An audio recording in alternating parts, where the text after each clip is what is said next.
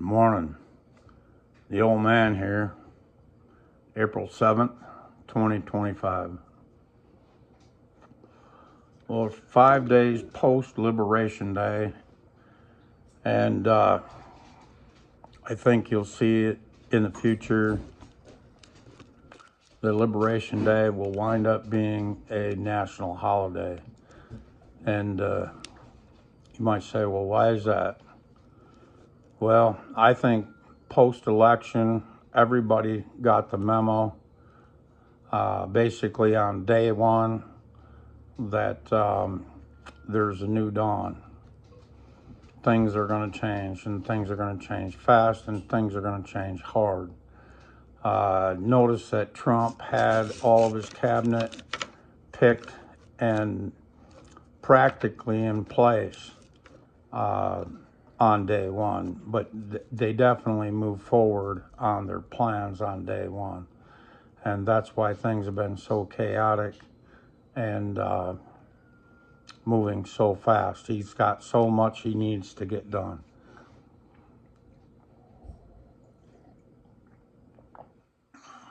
I'll talk more about Liberation Day in the future, but that's just kind of setting us up, give you an idea of where I think things are and where things are going. Thursday and Friday of last week, everything got hit pretty hard, including gold and silver. And basically what that was a liquidation, and I think that liquidation, or liquidity crisis is what I meant to say. And I think that liquidity crisis will continue even today. But I don't think you're going to see gold and silver hit too much harder. It might get beat up a little bit. But in a liquidity crisis, basically where hedge funds and such are way over leveraged, bringing you this bubble that we're in right now is mostly your hedge funds and such that were way over leveraged.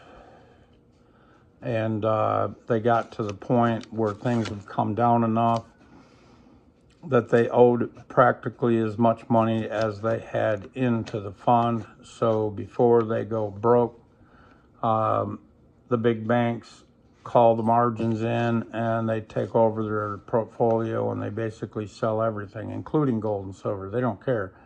Whatever's worth something to get their money back. That's what they're looking to do, is get their money back. And so a lot of leverage got unwound Thursday and Friday, and I believe that to some degree will continue today. The very interesting part, where gold and silver went down a pretty good chunk, mostly silver. Of the two, silver took a pretty good hit. Last night, watching the Asian markets, that deleveraging continued. I watched the market till about 8 o'clock. Right around 8 o'clock last night, silver had dropped by just over another $1, of which is significant. I believe that was another 4%-ish right in there. But then it started to climb. After that, I watched a few more videos and went to bed shortly thereafter, and woke up this morning to silver being up 80 some cents, something like that, around 80 cents at any rate. And it's recovered. And in the past, that was not the case.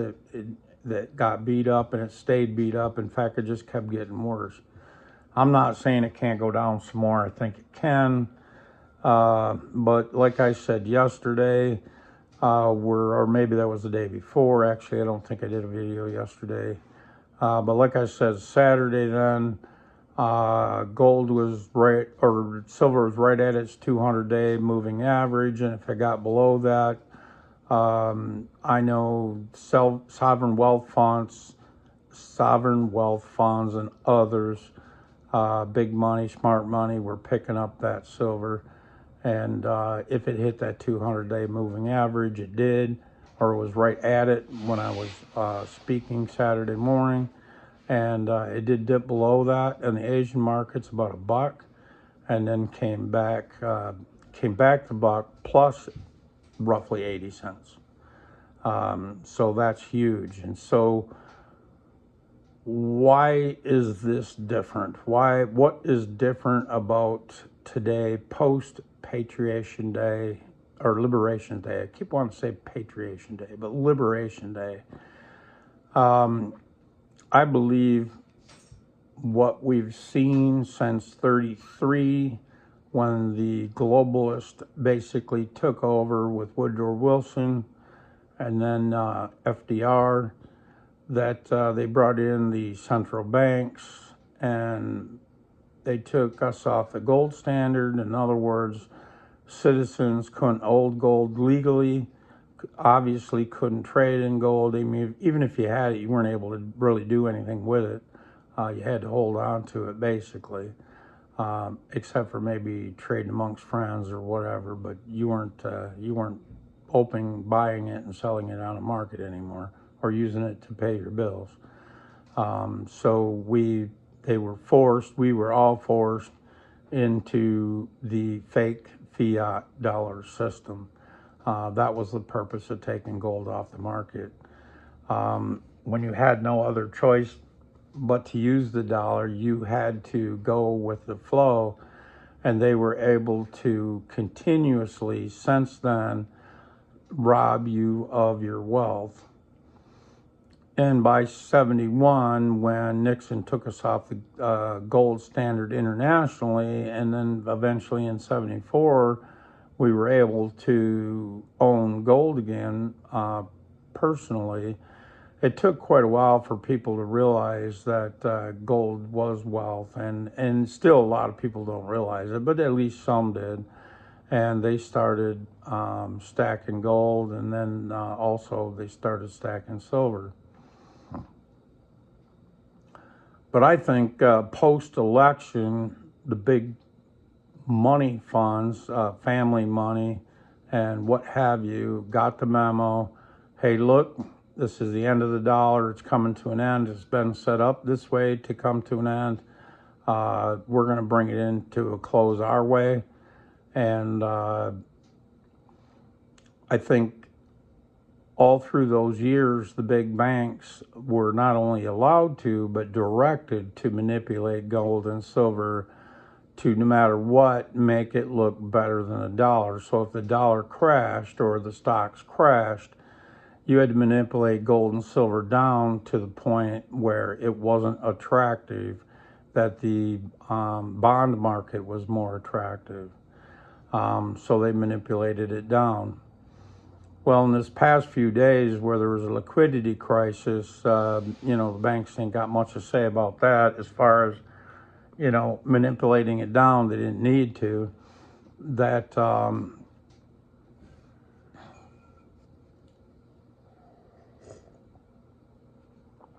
liquidity crisis brought the gold and silver down.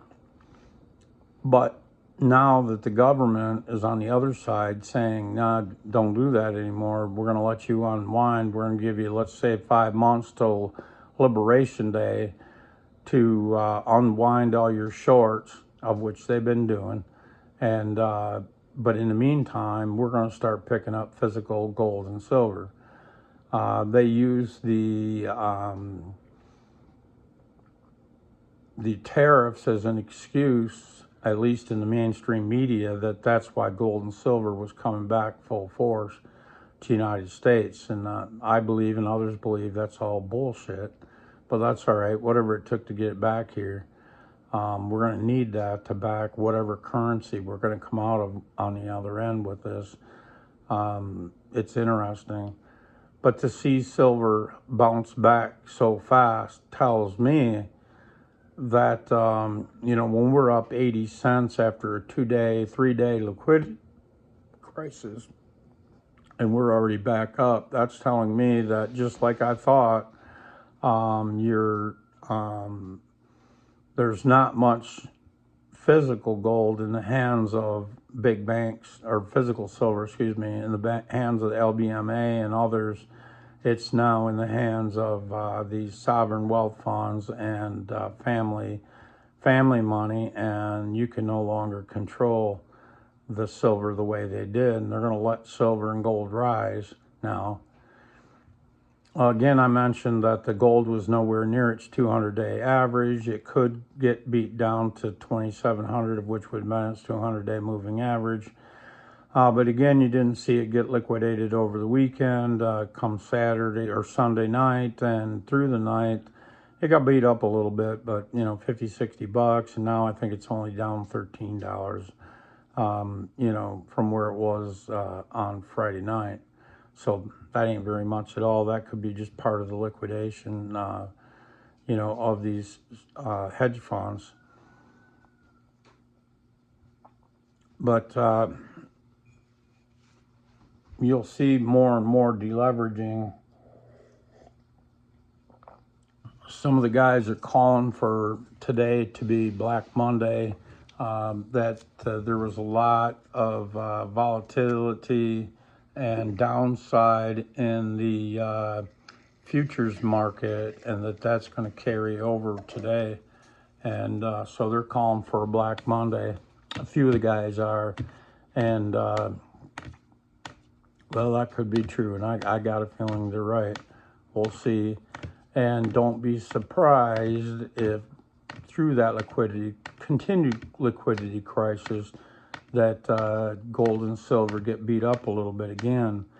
But again, because I believe, like I said, over the years, the banks were not only allowed to manipulate gold and silver, I believe they were directed to manipulate gold and silver to keep the dollar at the top of the pile. One of the guys said that he was amazed that in this liquidity crisis, compared to others, it didn't affect the bond market as much as he thought it would, and that money's going somewhere. And I honestly believe that money that has come out where guys have sold out of the stock market is going into not paper gold and silver for the most part, but it's going into physical gold and silver. As this stock market unwinds, I think that's what we're going to see more and more of. You're not going to see the bond market catch the majority of that money. You're going to see physical gold and silver catch that money. And as the LBMA and the COMEX have less and less physical silver on hand to bet against, that you won't see that gold and silver manipulated. I believe you're going to see the bullion banks take the other side and go long. In fact, I think that's part of what we saw last night was silver coming back up, as instead of the bullion banks taking the short position like they have been since 33, basically taking the short position, keeping gold and silver down. They're now going to take the long position on that. They've had 5 months to unwind. It takes time to unwind that many short positions. They've had 5 months to unwind those short positions, and I think for the most part they have. And again, that's not like in this crisis, there is going to be more liquidity problems. Hedge funds are going to get blown up, and others, anybody that's over leveraged is going to get blown up. And, stocks will be sold off to cover those liquidation of their portfolios.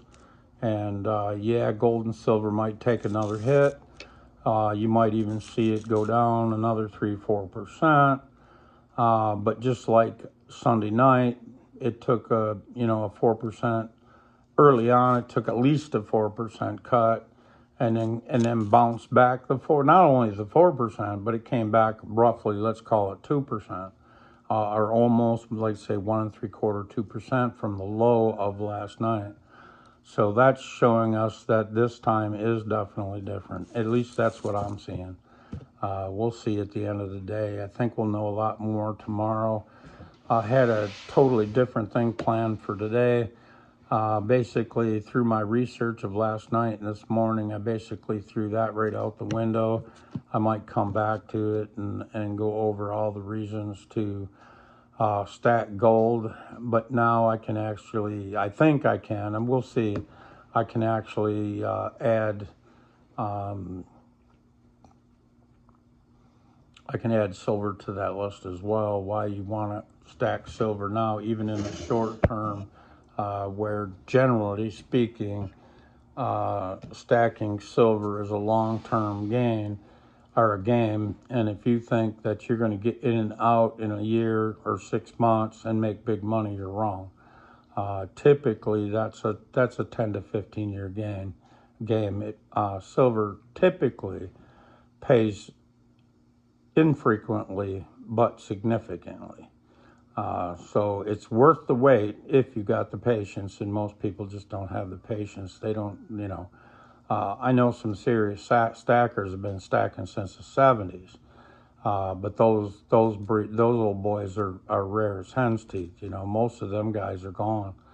I wish I would have started that long ago, but hey, it is what it is. I've hit her hard in the last year and a half, year and 3/4, whatever it's been.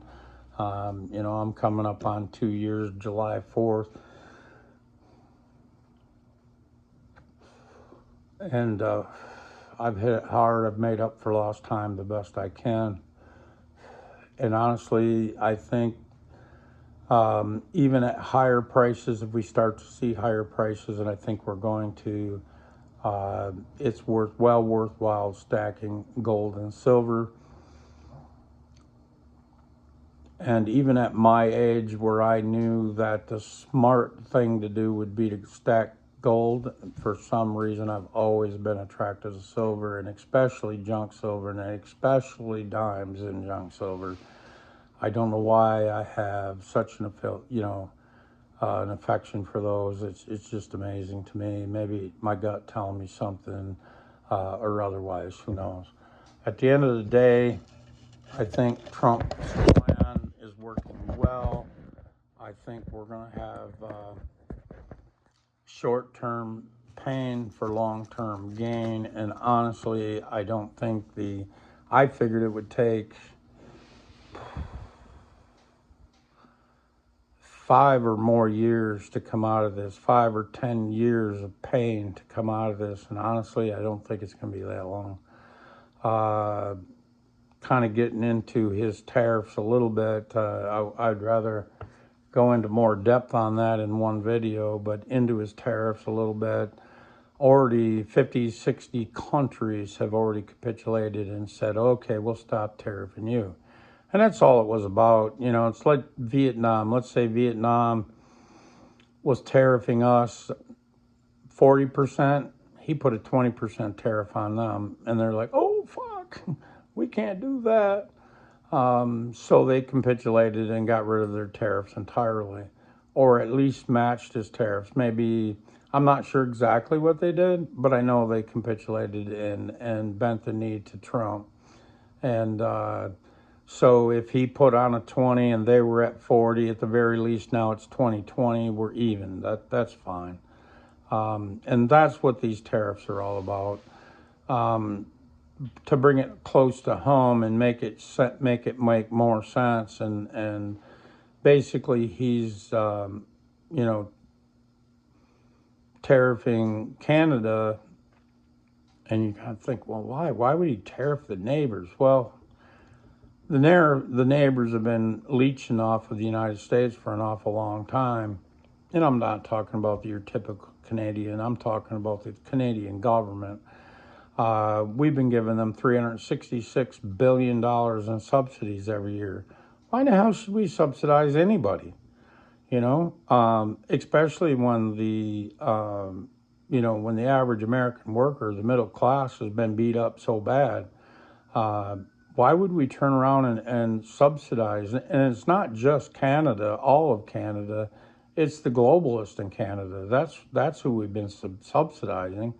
And that's where all this money's going, to all these goddamn globalists. That's what all these fake accounts are. That's what all this USAID is. That's where your Board of Education that he's getting rid of. All that money that went there, none of the terms that were used, like USAID, went to that to aid anybody. It went to globalists at the end of the day. And our education system, when Jimmy Carter started that back in the 70s, we were something like 8th in the world of education. And now we're well over 100 in the world of education. And we're spending like $1.4 trillion a year on education. Well, obviously, it's not going to education. The globalists are funneling that off, and whether that's a globalist in the United States or is a globalist somewhere else, but whatever it is, it ain't going to education. That's for damn sure. Somebody else is filtering the cream off the top, and we just get the leftover sludge. That's all we're getting.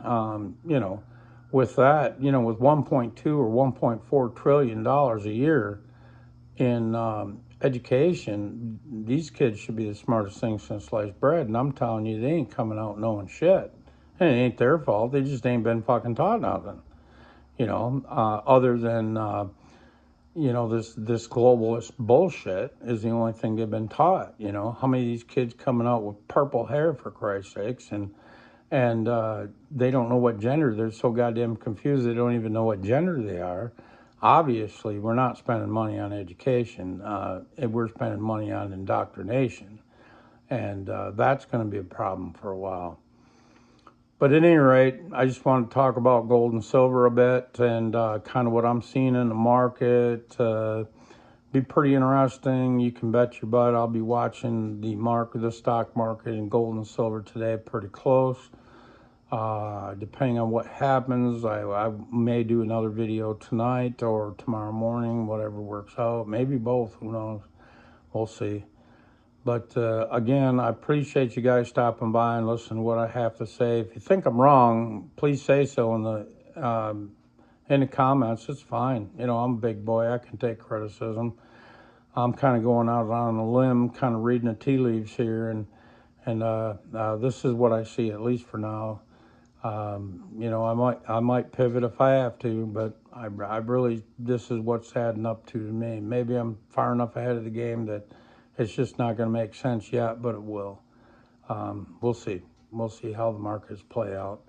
At any rate, I think it's well worth stacking gold and silver. The gold is obviously the safest bet, but I'm thinking that if you stack some silver as well, that it will pay off in the long run. Now, whether that's 6 months, a year, 5 years, I don't know. It's hard. It's really hard to say how much more time we have. But from the looks of the way the silver come back last night, I don't think silver stackers got a long time to wait. But don't take that as a gospel. I've been wrong before.